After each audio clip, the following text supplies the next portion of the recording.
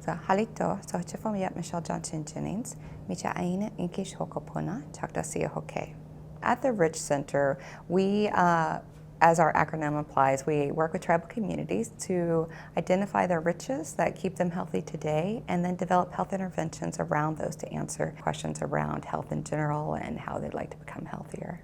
We work with tribal communities around exercise and preventing diabetes.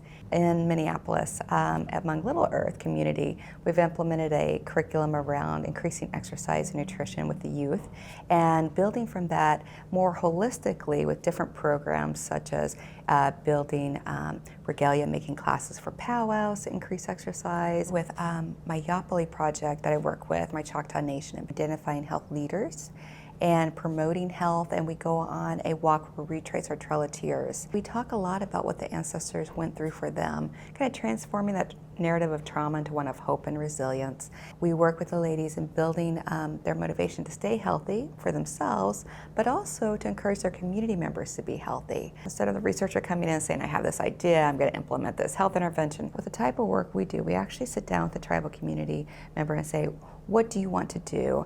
And oftentimes that's going back to traditional practices, ceremonies, and then the challenge is to interpret that into a grant application, because oftentimes there's not a lot of funding for this. We've learned how to work together to identify those practices that are valuable and meaningful to the tribal community, and then supplement those with Western evidence-based practices as often required with grants. As appropriate though, we implement a lot of motivational interviewing, which is an area I've been trained in. It complements a lot of the traditional ceremonial practices of healing in the sense of it's just talking to people, and it's things that my grandmother actually did for me. Growing up as a Choctaw Nation tribal member is really ingrained into me to value relationships above all and to respect each other. I believe that indigenous science exists and is just as valuable as Western science.